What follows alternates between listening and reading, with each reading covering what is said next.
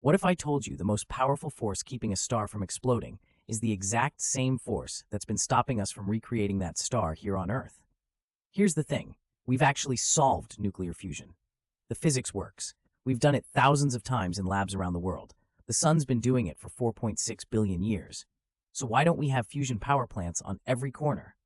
The answer isn't the fire, it's the bottle. And in September 2021, a team at MIT built a magnet that might have just changed everything.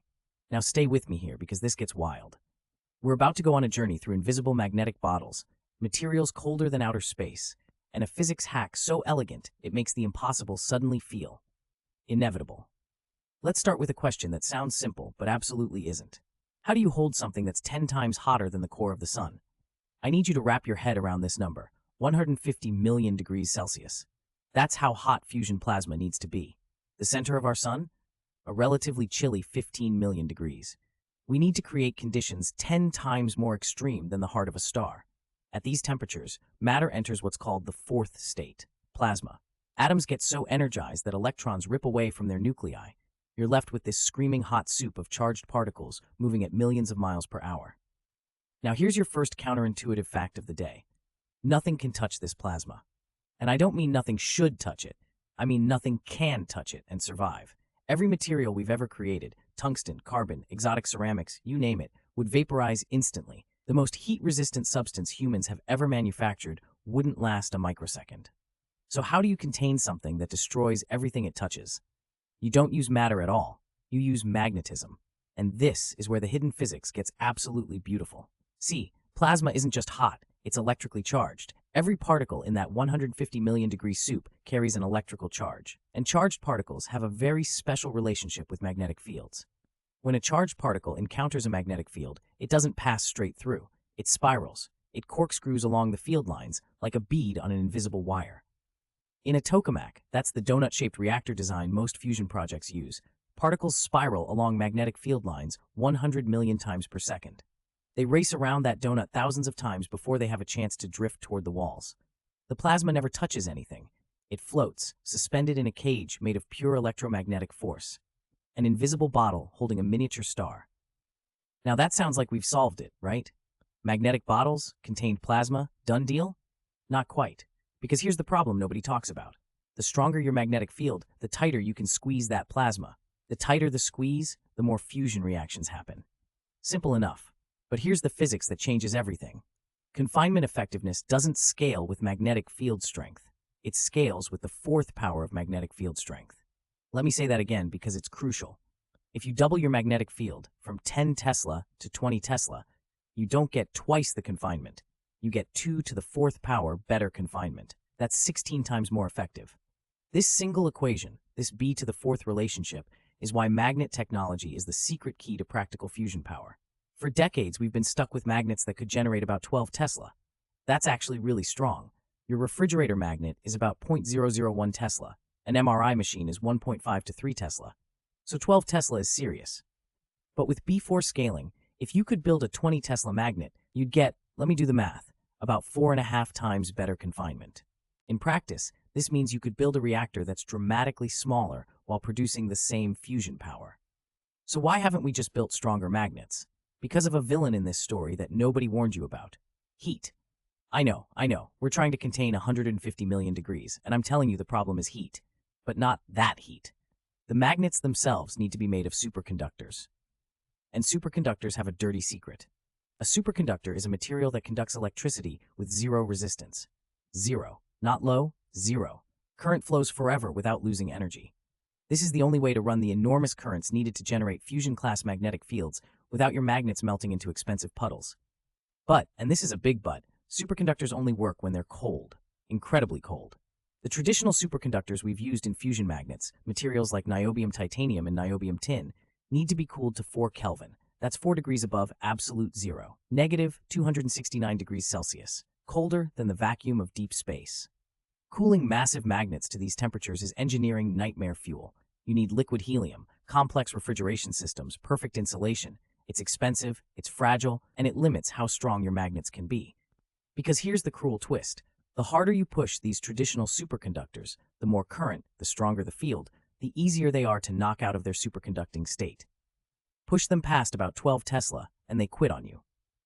For decades, this was the wall, the hard physics limit that kept fusion reactors enormous, expensive, and always 30 years away.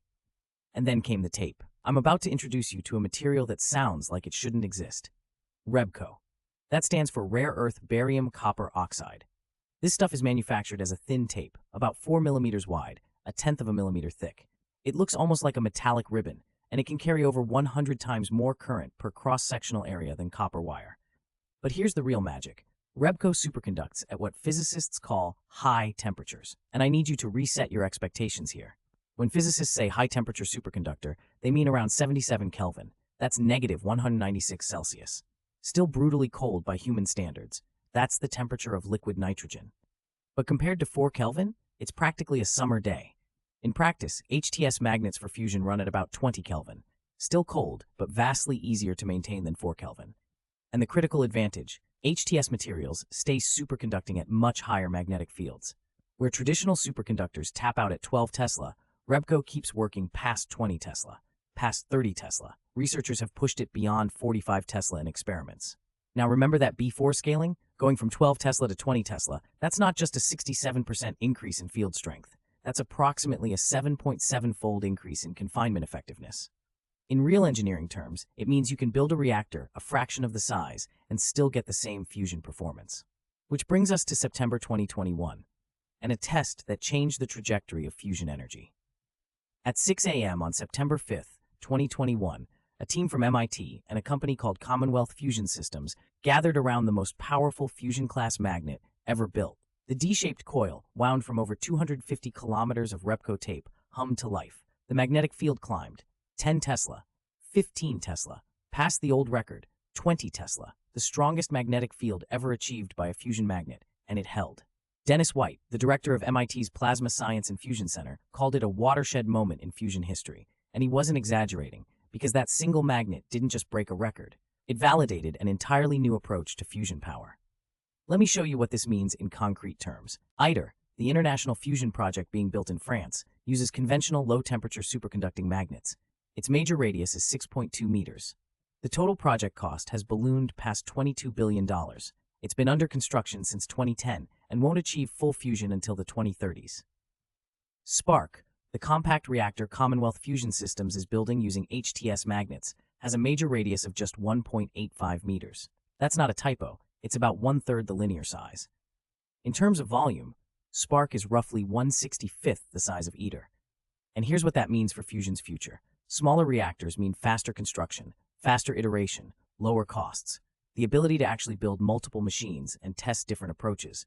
Spark is targeting net energy gain, getting more energy out than you put in, by 2025 or 2026. That's not 30 years away. That's potentially next year. If it works, Commonwealth Fusion Systems plans to follow with ARC, a commercial fusion power plant, on the grid, generating electricity within the 2030s. But here's something that might blow your mind even more. We've been talking about tokamaks, the donut-shaped design, but there's another approach that HTS magnets might revolutionize even more dramatically. Let me introduce you to Stellarators. If tokamaks are the straightforward approach to magnetic confinement, Stellarators are the beautiful, twisted, mathematical fever dream approach. In a tokamak, you need to run a current through the plasma itself to create part of the magnetic field configuration. This plasma current is what gives tokamaks their instabilities. The plasma wants to writhe and kick and escape.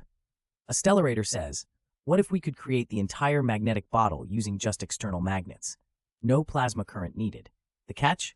Those magnets need to be twisted into mind-bending three-dimensional shapes. The Wendelstein 7X in Germany uses 50 non-planar superconducting coils. Look at them. They're not simple circles. They twist and wind in mathematically precise curves designed by some of the most sophisticated computer optimizations ever performed. Each coil weighs several tons and had to be manufactured to millimeter precision. The plasma shape they create looks like a crumpled ribbon, what physicists poetically call a twisted torus. The advantage? Stellarators can theoretically run in steady state forever. No pulsed operation, no instabilities from plasma current, just continuous fusion. The disadvantage has always been that these twisted coils are engineering nightmares. Manufacturing them with traditional superconductors was barely possible. But HTS materials are flexible. REBCO tape can be wound in complex shapes.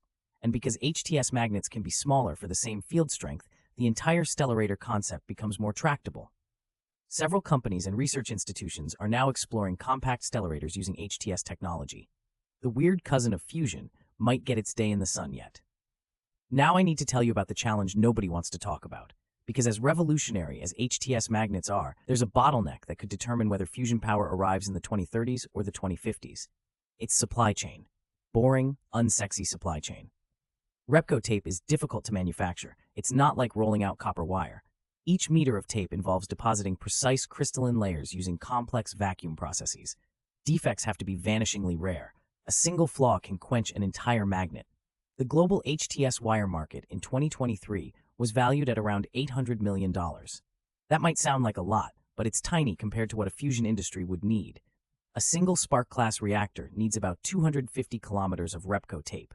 A commercial fleet of reactors would need millions of kilometers. Ramping up production is happening. Companies like Superpower and American Superconductor are expanding, but it takes years to build new manufacturing lines. This is the unsexy infrastructure work that will actually determine fusion's timeline.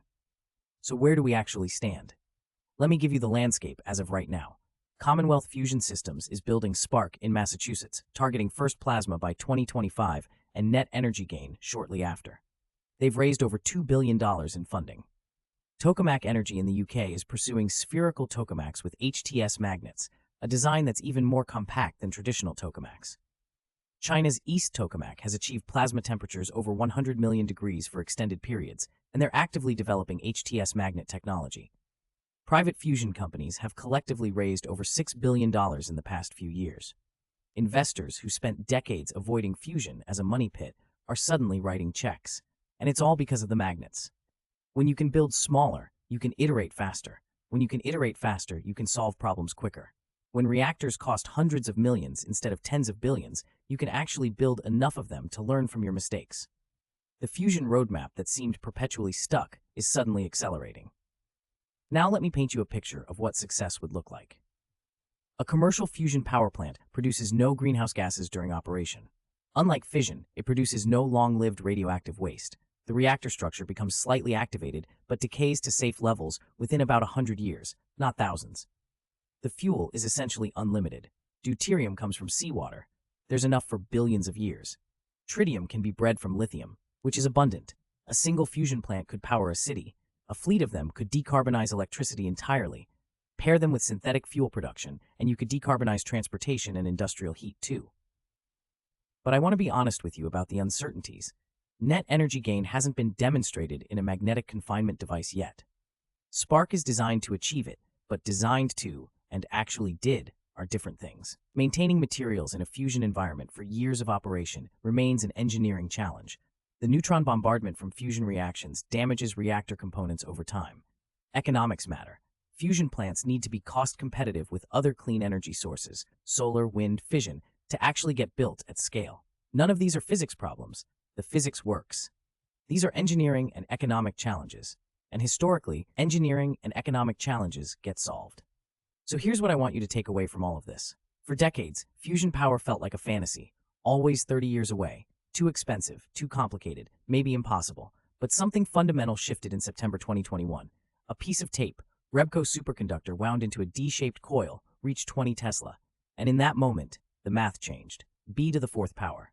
That single scaling relationship means that stronger magnets don't just incrementally improve fusion, they transform it. They shrink reactors from city block to building size. They cut costs from tens of billions to hundreds of millions. They make iteration possible. The sun has been fusing hydrogen for 4.6 billion years.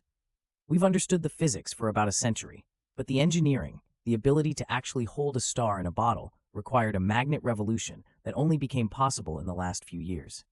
We're living through the pivot point, the moment when fusion went from someday to let's see if this works. The next few years will tell us whether the dream becomes reality, whether that invisible magnetic bottle, made possible by a thin tape of rare earth barium copper oxide, can actually contain a star. I don't know about you, but I think that's worth paying attention to. If this video helped you understand something new about how the universe works and how we might power civilization's future, hit subscribe, tap that bell. And if you want to go deeper into the physics that shapes our world, check out this video next, where we explore another technology that sounds impossible until you understand the science. Thanks for watching. I'll see you in the next one.